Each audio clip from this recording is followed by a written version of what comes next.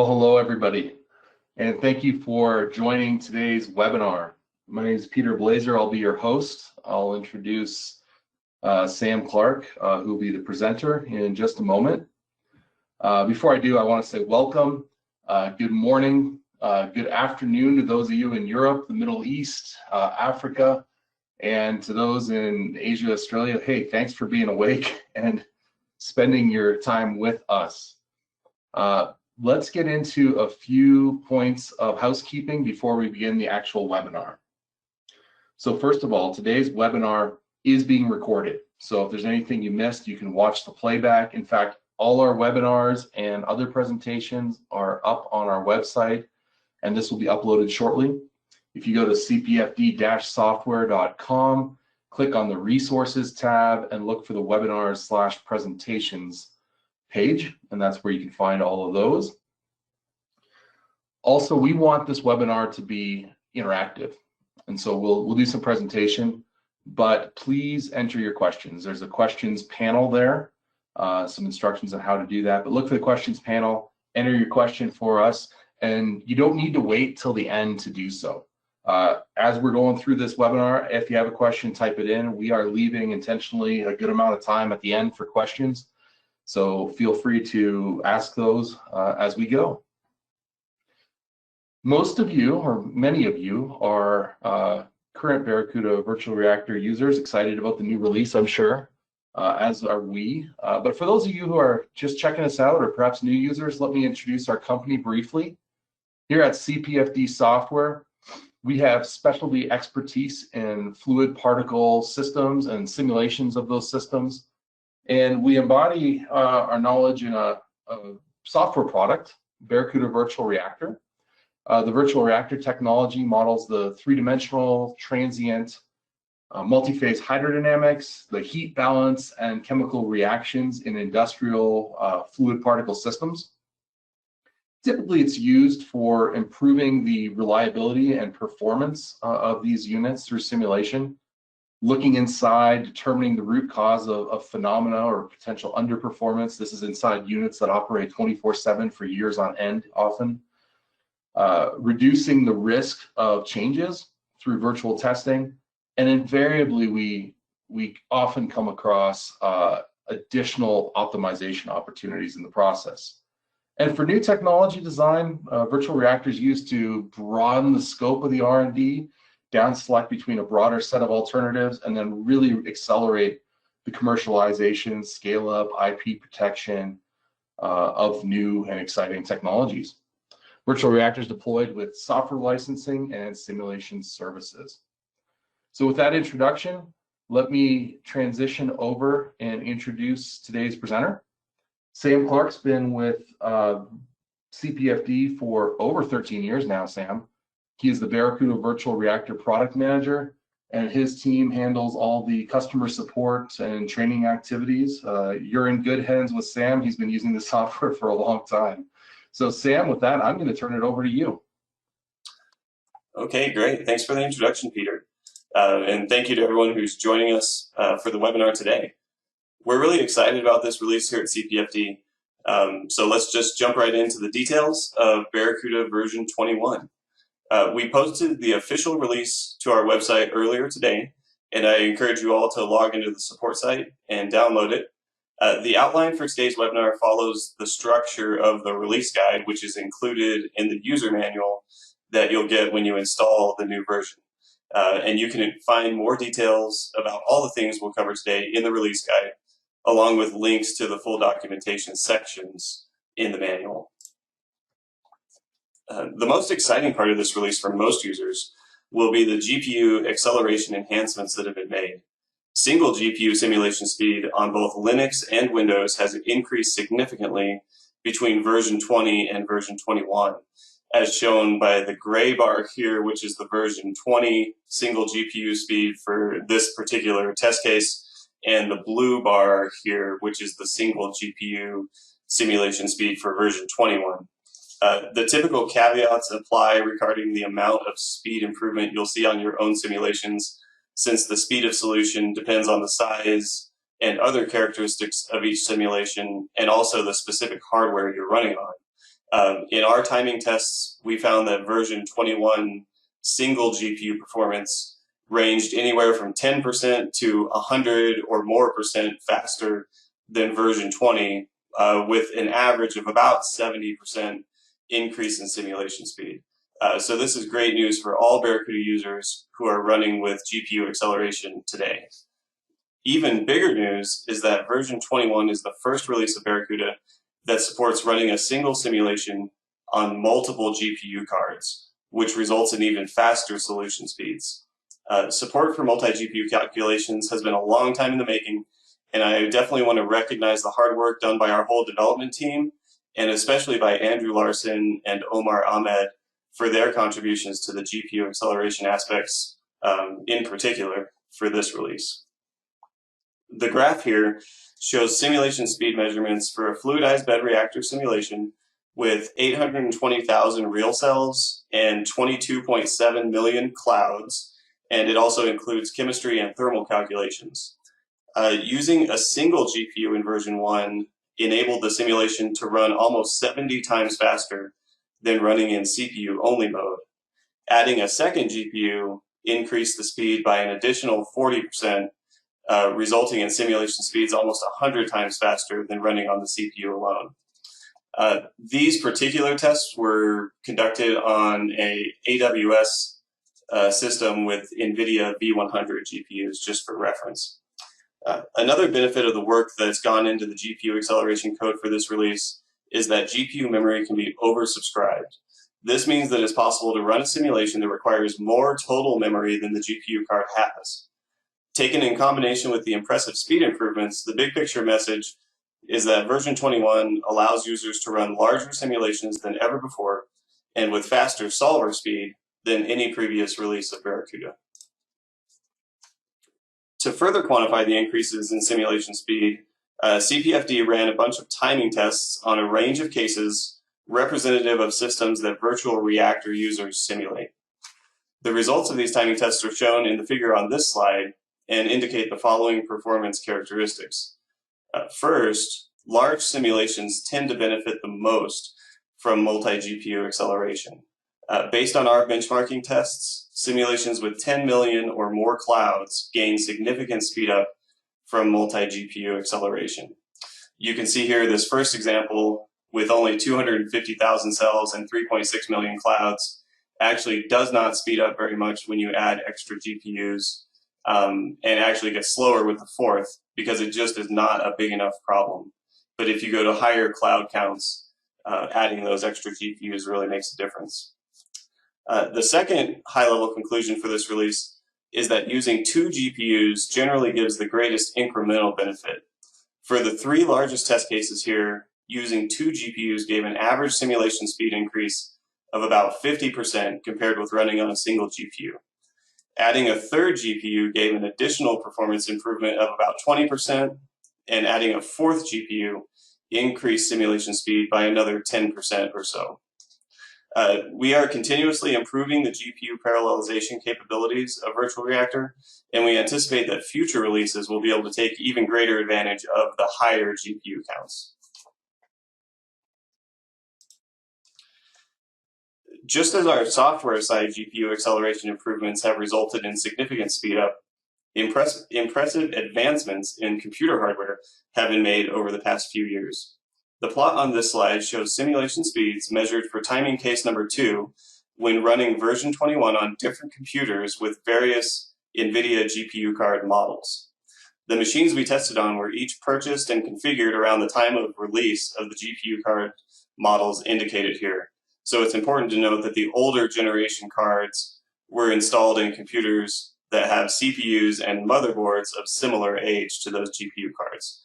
So the timing results here are not exactly strictly quantitative, but they can still give us some important information about generation to generation performance characteristics. Our timing test shows substantial increases in simulation speed when running with the newest generations of NVIDIA GPU cards. The Pascal generation GPU cards were released in 2016 and 2017. The Volta and Turing generation cards were released in 2018. And the Ampere generation card, which is the A100 on this plot, was released in 2020. And you can see that there's very impressive performance improvements as you go to the newer generations. We encourage Virtual Reactor users to keep this in mind when planning hardware purchases and upgrade to the latest generations of NVIDIA GPU cards in order to achieve the fastest possible simulation speeds. The current market for actually buying GPU cards is somewhat challenging. It's not easy to purchase the newest and fastest cards because demand is so high and supply isn't able to keep up. I hope the situation gets better throughout the rest of this year so that the latest and greatest GPU cards will be easier to find and purchase. Another option to consider if you're not looking to buy hardware is to run Barracuda on cloud computing platforms such as AWS, Google Cloud, or Azure.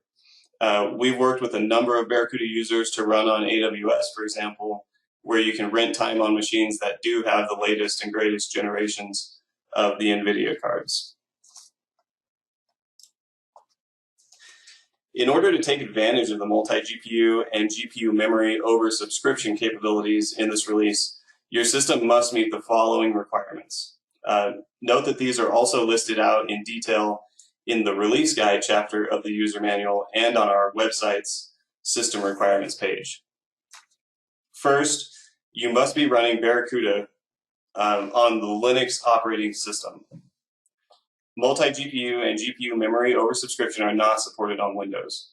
As I mentioned earlier, single GPU speed has increased dramatically on both Windows and Linux, so all users of GPU acceleration will definitely benefit from that.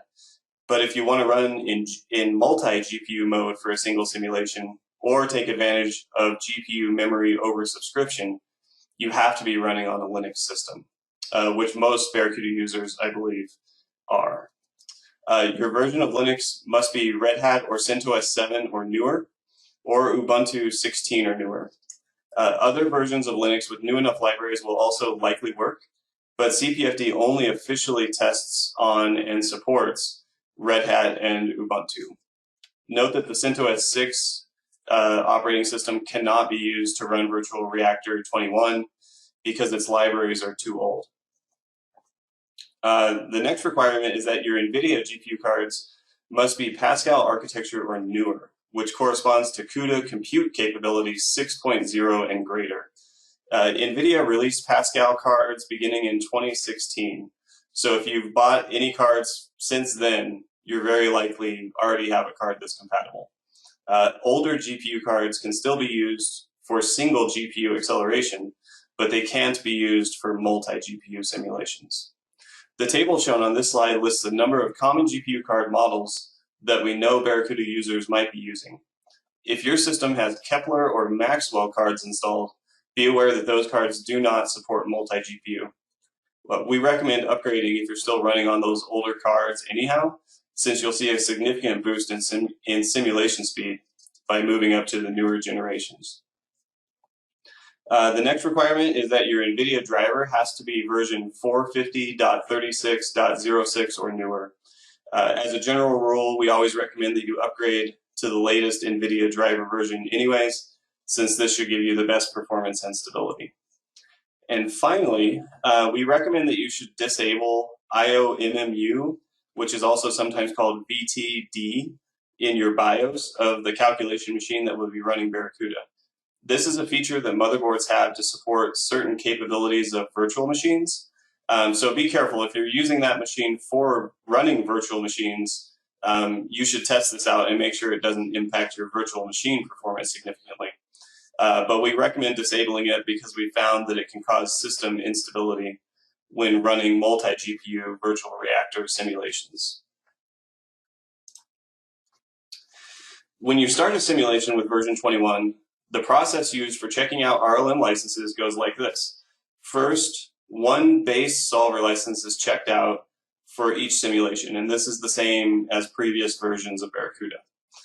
Second, if your simulation has chemistry, a single chemistry solver license is checked out, and again, this is the same as previous versions. And then one GPU license is checked out for each GPU card that you will be using on the simulation.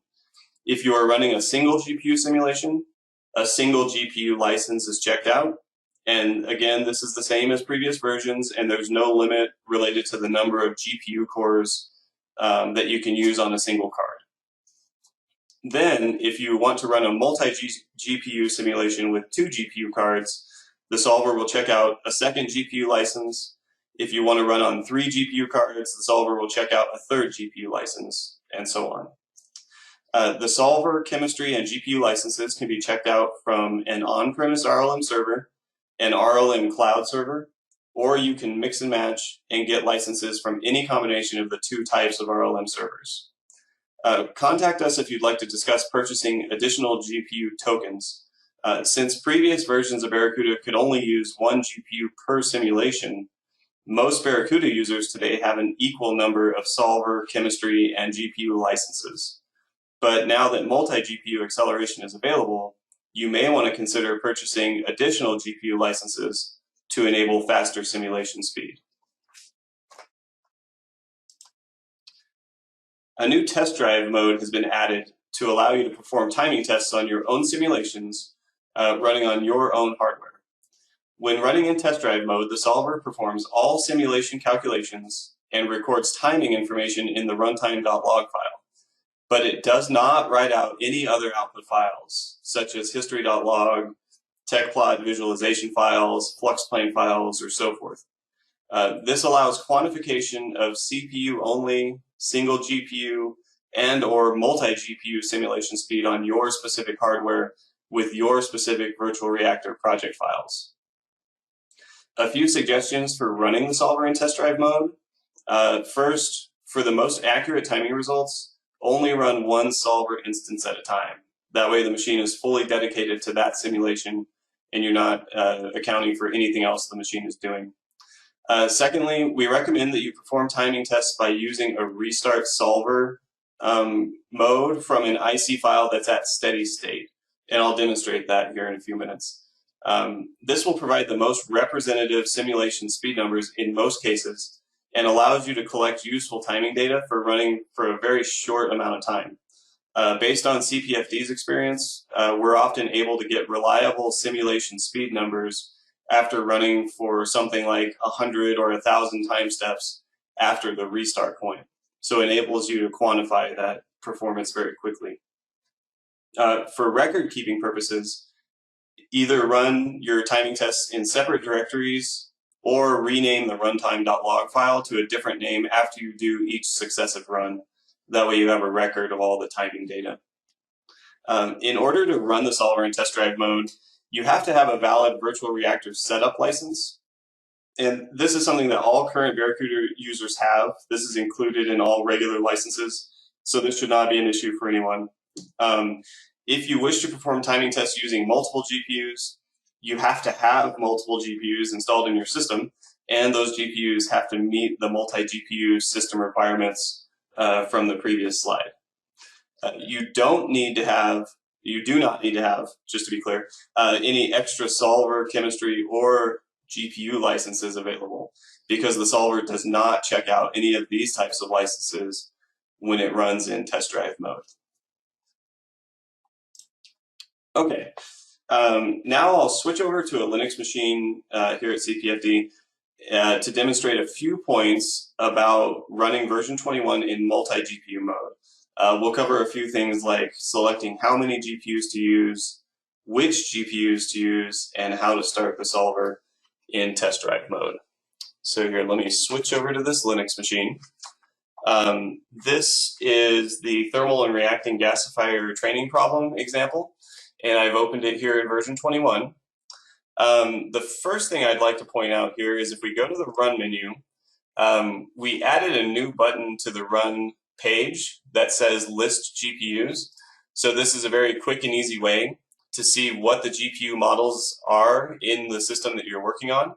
And it can also show you their compute version. And here, again, all of these GPU cards on this computer are new enough to run multi-GPU. They have compute capabilities greater than 6.0. So this is a really easy way to check on your system what GPU cards you have available. If you're running on a command line only system, you can get this same information by going to a terminal on your system, doing cpfd.x dash GPU space dash dlist. And this is the same command that the GUI is launching there from that button. So this is another way to get that same table. Okay, let's do a test drive mode demonstration so you can see how this works. I've already run this particular simulation out to 30 seconds, and there's an IC file already at that time point at steady state. So what I recommend doing is File, Save Case As. I already created a little blank directory here for test drive demo. We'll copy over all of these things, including the grid files. And then I'm also going to add a file, and let's bring over that IC file at 30 seconds. And so you can see this goes into a custom file selection for our save case as. Okay, I'll save that. The GUI has now switched over to that directory. And so if we go to the run directory, in order to run in test drive mode, you need to click this run options button and enter the command line flag dash test drive and hit OK. And then as we mentioned before, we're going to restart from that file at 30 seconds. So I'll go and select that. And we don't need to run for very long. We can get reliable information even by running for about half a second in this case. So I'm going to say OK. And as this starts up, I want to point out a few things that users of previous versions of Barracuda will definitely notice as the solver gets started.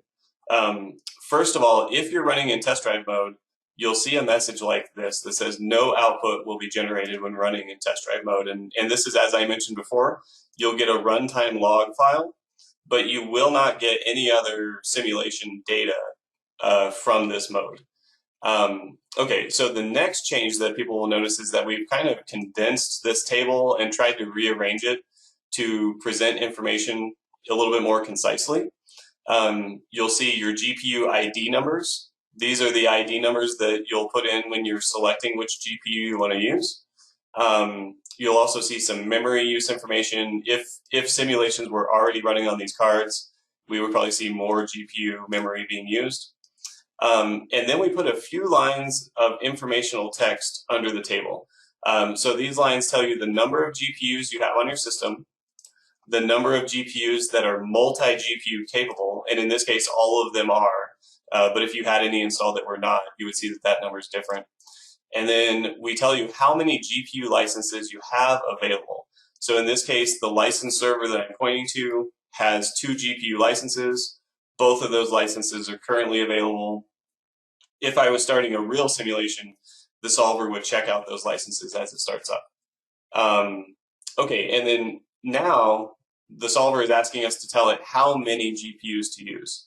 On this machine, the default is 2. If you wanted a different number, you could type in any number like 1 or greater in this case. If you simply hit enter, it knows that you are taking the default, right? So if I don't type anything and I hit enter, it just takes the number 2. So here it says I need to select the 2 GPUs, and so far I haven't selected any. So it tells me I've selected 0 out of 2, and then it tells me which ones are available. Again, if I hit enter, it will take the default suggestion of 0, 1. If I wanted to use the other GPUs, for example, I could do 1, 2, and that would choose the Quadro P5000 and the GTX 1060 in this case. And then I can hit enter. Okay, and now the solver is loading that restart file. Should be pretty quick. It's not too big of a simulation. Okay, and then it checks out any licenses it needs to. In this case, it's not checking out a solver license or chemistry or GPU. As I mentioned before, test drive mode does not require those, but it does verify that you have a setup license available. Okay, and then it starts running. In test drive mode, you'll see there's a simulation speed column that shows up on the very right-hand side of the run window. For what I would call real runs, like not test drive runs, that column is not present. But for test drive runs, it shows up just so you can get an immediate idea of what your simulation speed is looking like. Okay, and then once this type of test drive simulation is finished, which this one's almost finished at 30.5, if you look at the file listing in your directory, you'll see there aren't a whole lot of files, but really the important one for what you care about is the runtime.log file. And if we look at the first 20 or so lines of that, we can at least see the header information. Oh, maybe not enough. Let's choose something like 40 lines. Okay, so the data in this runtime file includes the simulation time, time step, elapsed real time, simulation speed. So probably columns 3 and 4 are the ones that you would care about if you were comparing simulation speed between CPU serial, single GPU, 2 GPUs, 3 GPUs, and so forth. Like those are the data points that would really tell you if you're getting a significant speed up by adding extra GPUs to solve that simulation. Okay, so I'm going to go and close that, and I'm going to switch back over to the original simulation that I had open. Okay, so in this case, it doesn't matter. I'll save my changes to my test drive case. I wanted to point out a few other things that we've changed in the GUI that people will notice as they start using this new version. One is an improved particle size option specification that you'll see throughout a number of areas in the GUI. I think the first place that most people will probably run into this is in the particle species editor. And in previous versions of Virtual Reactor, particle size information was often limited to radius with units of meters. For most Barracuda users, it is more natural to think of particle size in terms of diameter with units of microns. Therefore, we've set that as the default input and output particle size unit for new projects created with version 21. And as you can see here, if I go to this particle size range dialog, I can enter a minimum value, a maximum value, and then I can use this drop-down menu to choose from any basis, diameter, or radius with any of these units, microns, millimeters, centimeters, meters, or inches. So by default, most projects will probably stick with micron diameter. If you open a project from version 20 or older, the original size units will be maintained for consistency and to avoid breaking any existing post-processing scripts that you might have. Of course, if you're running the project again with version 21, you can come in here and you can change the particle size units to microns in diameter if you prefer to do that. So this particle species editor is one GUI where you'll see this. It's for the particle size range and the agglomeration model. Pressure BC and flow BC editors also have an instance of this where if you have particles exiting, you can specify a minimum or maximum particle size, and you can choose the unit basis there. Another place where this occurs is population data. If you are limiting your population data size range between a minimum and maximum size, you can do that. And it also shows up in the solver output units. So here, if you choose particle size, this is a new version 21 project, so the default is already microns diameter. If you bring in an old one, it may have maintained micron radius. But if you choose micron diameter, be aware that this will affect the numbers that are output in your tech plot files if you have the particle size options selected. So if you look at these in TechPlot, the numbers will represent microns in diameter. It also passes through to flux planes and raw particle data files. So for both input and output units, you'll see this change as you start working with version 21. Okay. Another thing I wanted to point out is if you go to the particles window, we have a new option under cloud options that says allow clouds to represent fractional particles. When this is checked, and it is checked by default on new version 21 projects, a cloud is able to represent a fractional amount of the mass and volume of a real particle while still representing the full particle's diameter for drag calculations. If we click the help button, you'll see that the user manual section here, if we go to particle interactions, there is a section that talks about this particular feature. And so if you need more information, always refer to the manual. That's the official source here. If we consider this figure, the most common situation that Barracuda uses for representing particles is shown in figure A. Each cloud in a typical simulation will typically represent many, many particles. In large industrial fluid particle systems, the physical particle count is often something like 10 to the 15 or 10 to the 16, whereas a typical simulation of that system will use on the order of 1 million or 10 million clouds to represent those physical particles. So each cloud represents a very, very large number of particles. In some cases, if you have very large physical particles or very low physical particle count, you could get into the situation shown in figure B, where a single cloud represents a single particle. And sometimes this is a very useful thing to do. In some systems, it's totally valid. However, sometimes this one-to-one approach won't work very well if the particles are physically too large to fit in the model's computational cells, because a single particle could exceed the close pack volume fraction limit of a cell that it travels into. So figure C here illustrates the functionality enabled by this new feature, allow clouds to represent fractional particles.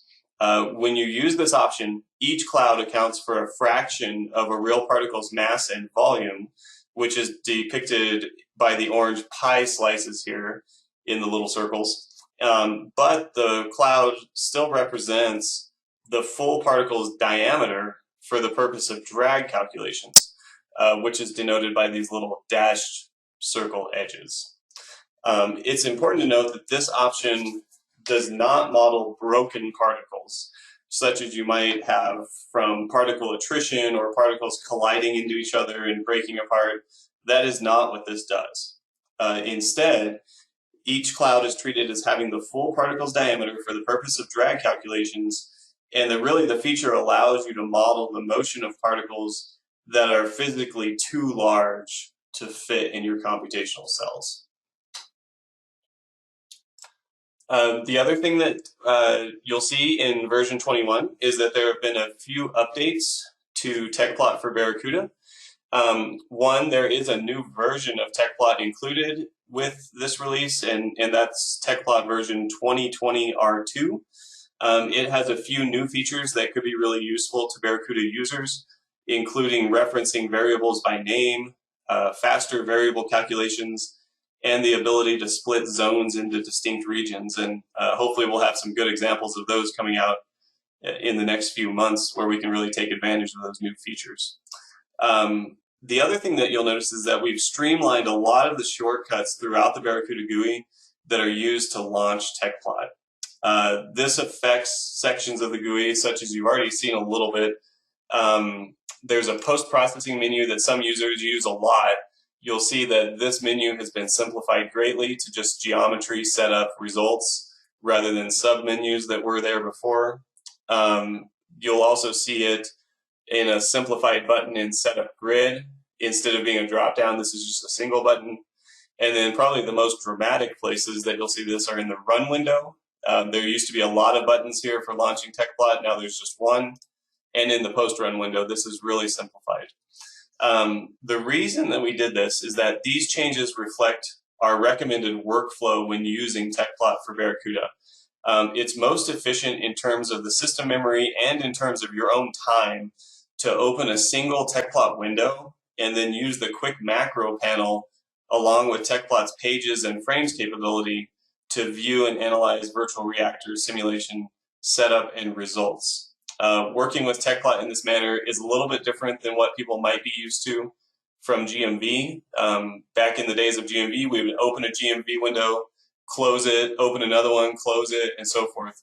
In the TechPlot mode of working, it's almost always better to open a single window and then use these macros to go to the different views rather than opening, closing, opening, closing. When you get into TechPlot, you'll notice a little bit of reorganization and some improved labels in the quick macro panel.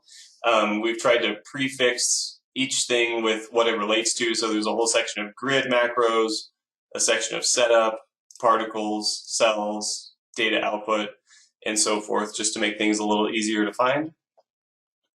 We also implemented a different set of default color maps. Based on feedback we got from people on version 20, it seemed that most users would prefer to have kind of a consistent set of color maps for most of the predefined views in order to make them easier to read, easier to interpret. So you'll notice if you go to particles volume fraction, it has kind of the blue to red rainbow, speed, size, and so forth. Most of them go to the blue to red rainbow just for consistency. Of course, if you really want to get any of the other color maps back that were in version 20, they're all still there. If you double click on your contour bar, go to levels and color, you still have the full selection of all of the color maps that were there previously. So they're all still accessible. They're just not the defaults when you use the quick macro panel. Those are all the features that I wanted to show in the demo. So I think it's about time to hand it back over to Peter. I'll switch back over to the PowerPoint view. And Peter, I'll hand it back over to you. Great. Thanks, Sam. And we'll get to questions in a moment. There are a number of them coming in now. This is a good time to put in your questions. Sam, I'll let you catch your breath. I want to, before we get to that, just go over a few logistics on the multi-GPU for existing clients. So the first thing I want to point out is those of you with multiple GPU licenses already, and it's probably most of you that have 2, 4, 10 Barracuda Virtual Reactor licenses, you already have access to multi-GPU. I want to make this clear. So if you have, let's say, 2 licenses currently, if you're running 2 different calculations, you can still, as always, put a GPU on each. But if you're only running one for whatever reason at the moment, put both on that same calculation if it's large enough to take advantage of the multi-GPU. So this is something that you already have access to. For those of you that are looking at adding other GPU tokens, this is possible to do midterm. So the primary way we engage with our licensing customers is with an annual licensing model, but midterm upgrades are possible. Talk to us. And then the other thing that's sort of come up in these discussions is accessing more GPUs. We found that it's fairly challenging to find them available right now. So a couple things. First of all, if you're about to purchase new GPUs and you have any questions, I know this is beyond sort of basic software support, but hey, we want to help. We've looked at and run on many different NVIDIA GPUs, and I got to say, it's just been stunning, some of the technology they put out and how much faster some of the newer technology is. So we're here to answer any hardware questions. If you're looking saying, hey, I have this machine, I'm looking at putting these in, and you have a question about it, contact us. We're here to help. The other thing is, if you don't have the GPUs available currently, please note that cloud computing is available today using the RLM cloud licensing feature, which was first put out in version 20 last year. So now you can serve your licenses from the cloud and then run on your own on-premise hardware, or if you want to try the cloud or use it for GPUs that you don't have, you can run on the cloud today. We have customers doing this currently with AWS, Azure, and others.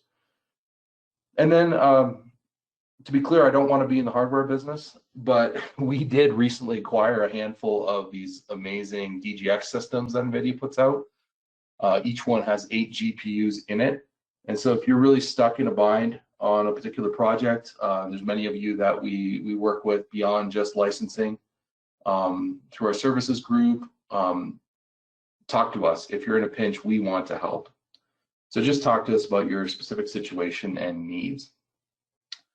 On the next slide, for those of you that are really just, there's some of you I see on here that are not current licensees. So just briefly, the way we engage, the way Barracuda Virtual Reactor is accessed. The primary mode is through software licensing, where you license the software yourself and take it in-house. Additionally, we do services. We have a services team. And Sam, if you could advance the slide. services team that does simulation services, engineering services. Additionally, we engage with people through training. That could be new user training or project-specific training through our technology transfer programs, where we set up perhaps the first models for.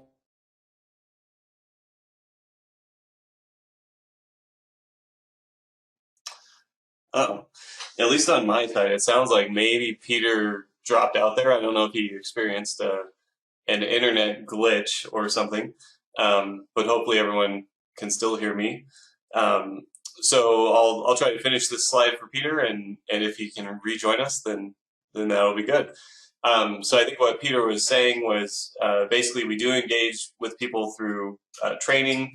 We've started to do some web-based training classes, which I think are on the next slide, that have been really successful during this COVID pandemic time to get people up and going with Barracuda. And then we also do R&D partnerships, where we work with a lot of universities around the world, a lot of research consortiums, groups like PSRI that we really enjoy working with closely. So if you're interested in R&D partnerships, also contact us about those. If you are interested in attending a training class for Barracuda, we have been transitioning a lot to web-based training lately, just out of necessity. But it's been a great experience. We've had training classes with groups of people all over the world. And if you attend one of those, we have a number of hands-on exercises. And of course, we also cover a lot of the theory about Barracuda, how it works, how the numerical method is used to model industrial scale particle fluid systems. The next class that we have officially scheduled is at the end of July. And so if that's a time frame that would work for you, please contact us and we can get you on the list of people who are interested in attending that. And all right, Sam. Oh, did the audio connection get restored? The audio connection is restored now. I can hear you, Peter. Yes. Well, that's fun. Okay. We love live webinars. Yes, exactly. Well, thanks for taking that over. I do have the questions here. The other thing I'll mention on training is that while that's our next direct training class, we do have local distributors in many countries around the world. So please feel free to contact your local distributor as well for any questions about Virtual Reactor 21 and training in its use and getting started. With that, let's get started on the questions. The first one here is, how do I know if my GPU cards are new enough to support multi-GPU? Okay, sure. Yeah, so I'll switch back to this Linux machine just for the purpose of reviewing this a little bit. I'm going to close this TechPlot window. You know, by far the easiest way to know is click that List GPUs button, and that'll show you exactly which GPU cards you have in your system. If this number is greater than 6, you're in luck, and you can run in multi-GPU mode there. I think the latest GPU generation number is like 8. I think Ampere cards are 8 computer capability. So if you're anywhere from like 6 to 8, you're ready to go. If you have older GPU cards, you can still run single GPU mode, but you just won't be able to take advantage of multiple GPU cards on the same simulation to get those speed up numbers that we were talking about a little bit earlier. Thanks, Sam. Can multi-GPU be used if the GPUs are different types? I think you showed that actually in the example there, but can you comment a bit about the compatibility? Yeah, definitely. So the ideal situation is that you would have a matched pair of cards, like 2 V100s or 2 A100s, and if possible, connect them with what NVIDIA calls an NVLink bridge. And that piece of hardware gives you the very fastest communication between the GPUs. So if you're building a new computer, definitely aim for that and buy a matched pair of GPUs. But as you can see on this computer, this has 3 totally different GPU cards, and it works, right? These GPU cards are communicating to each other directly through the motherboard PCI channels, and the communication is still fast enough that you can achieve very good speed up numbers running on multiple GPUs, even if they're not the exact same model. So that's perfectly fine to do. Okay. This next question refers to one of your speed up plots. It says in the first speed up plot, one of the cases saw performance flatten or even slow when going to 4 GPUs. Why? Okay, so yeah, this is this plot, and the real reason for this is that this particular case number 1, it only had about 3 million or 3.6 million clouds in the simulation. And what we've seen is that typically simulations with about 10 million clouds or more will see speed up as you go from 1 GPU to 2, and then from 2 GPUs to 3, and so forth. Those sizes of problems tend to scale very well as we go to higher GPU counts. If the problem is too small, then actually the communication and transferring of data from GPU card to GPU card starts to become prohibitive, and so you won't get any speed up. And in some cases, if the simulation is too small, it can actually slow down as you throw more hardware at it. So just be aware of that. This sort of speed up is really valuable for the larger types of simulations that people are running. And I think these are not outrageously large, right? A lot of our customers really are running things like this every single day, where they have anywhere from 100,000 to maybe 1 million cells, and then 10 million, 20 million, 30 million clouds. Those are real everyday simulations for a lot of Barracuda users. Great, thanks, Sam. Looking through, let's do this in a little out of order, because I think there's one that pertains to maybe your next slide or the one after. So there's a question that came in. What is the difference in V100 and A100? Okay, yeah, that's this slide. So here, the V100 card is a Volta generation GPU card, and again, this was released in about 2018. The A100 is an Ampere generation, which is the newest generation of cards. So that's the difference, is that this A100 is a newer card. Speaking just specifically about the machines that I know we ran these cases on, this A100 machine is one of the newest machines that we bought recently at CPFD, and it has a very new motherboard that has PCI 4 or PCI version 4, and this machine has PCI version 3. And so, just as you move up to newer motherboards, newer CPUs, newer GPU cards, this is the type of performance jump that we're seeing when we jump to that A100. So these A100s are really incredibly fast cards. Yeah, I've been super impressed, and it's kind of amazing for me to see over the years the development of the GPU to multi-GPU and really the support of the NVIDIA technology. Oh, definitely. Yeah. Here's one. It's more of an application question. Which petrochemical cracking fluidized bed reactions can Barracuda run? Oh, okay. I can give at least an initial answer there, and then Peter, if you want to add anything to it, I know you talk to a lot more of our clients than I do, kind of on a day-to-day basis. But I know from my own experience, we've run FCC risers, reactors, strippers, regenerators, cyclones. The kind of that full loop on the FCC unit itself. We've done work on that in Barracuda. What do you think, Peter? Is there something I'm missing on that question, or anything you want to add? I can reach out privately to find out what's sort of behind the question, but I know one aspect of it is that the chemical reactions and rate input is quite generic. So there's some standard formats, Arrhenius rates, for example. Beyond that, you can put in reactions, your own reaction formats through our parser interface. And our team actually is currently partnering with others to explore machine learning for development of reactions mechanisms. In terms of the types of reactions, thermal cracking, Catalytic cracking all supported. You mentioned the FCCU, but dehydrogenation processes are a big one.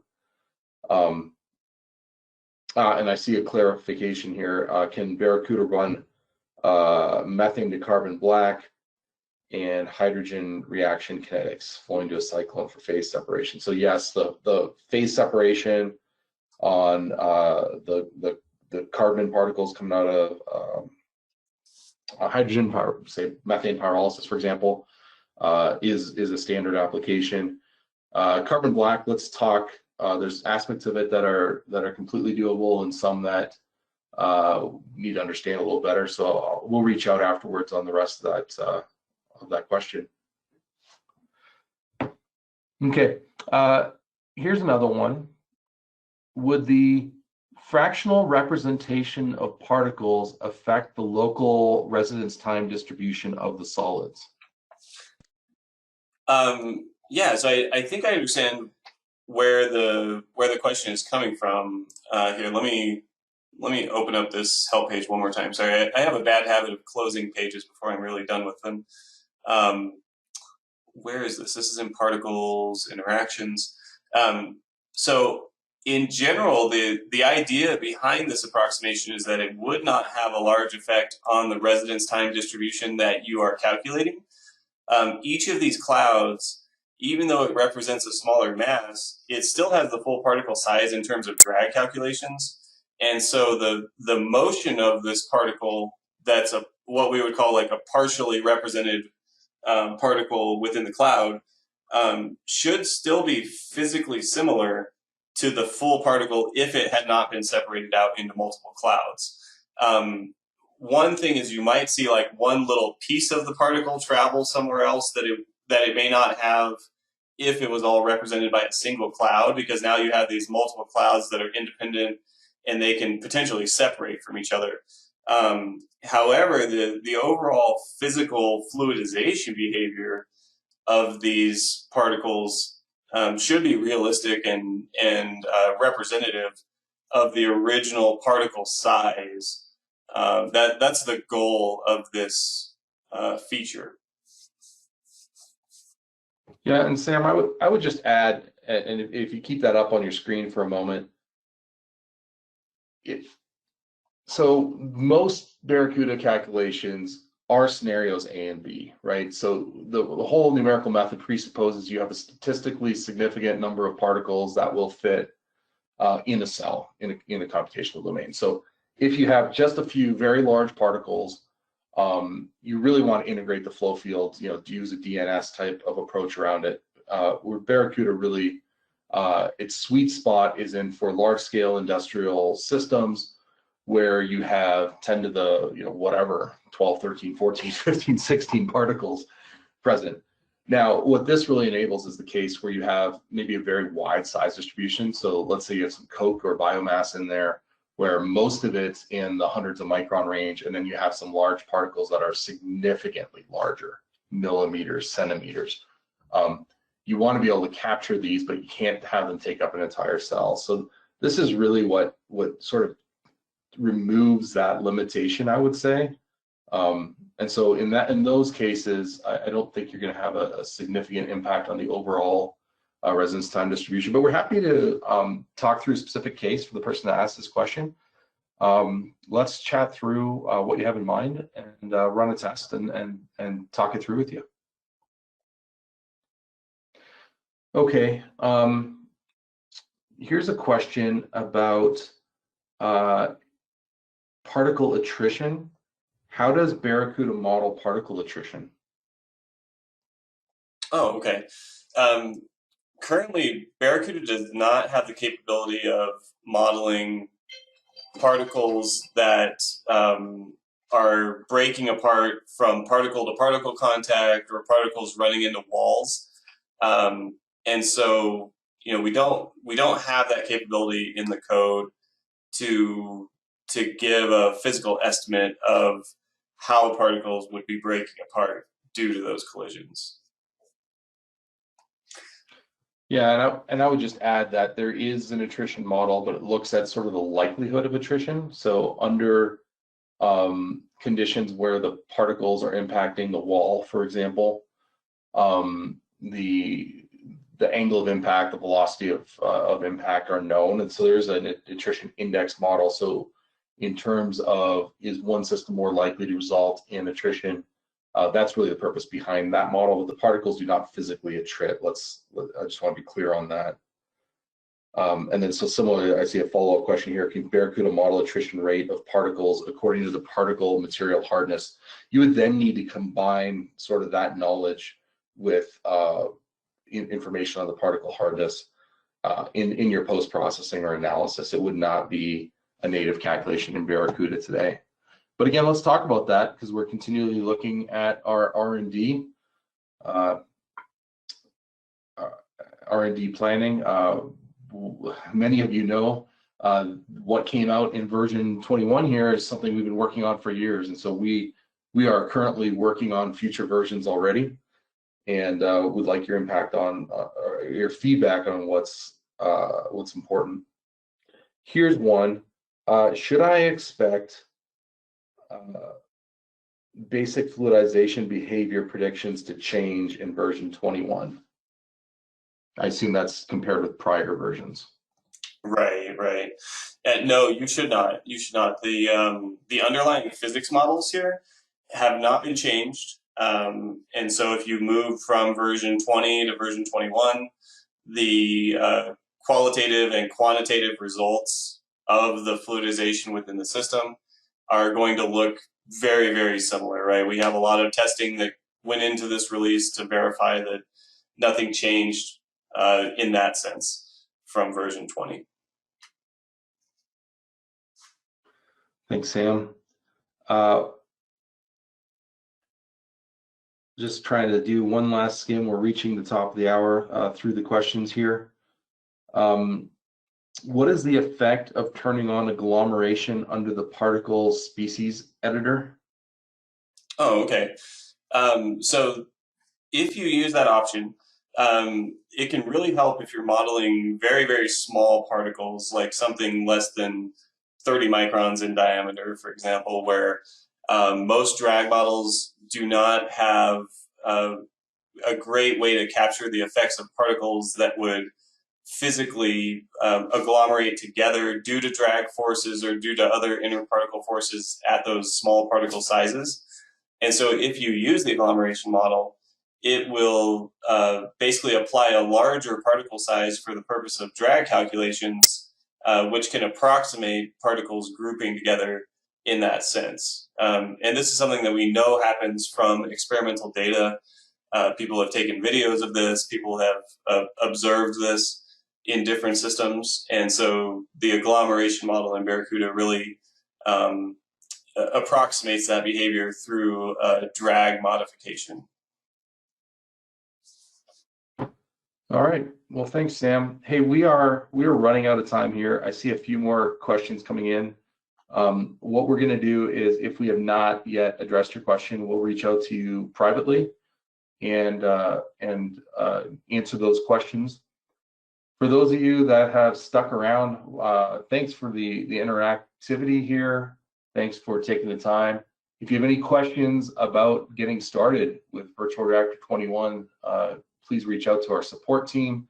We are here to help. Thanks, Sam, for presenting at this webinar and being on your toes with the questions.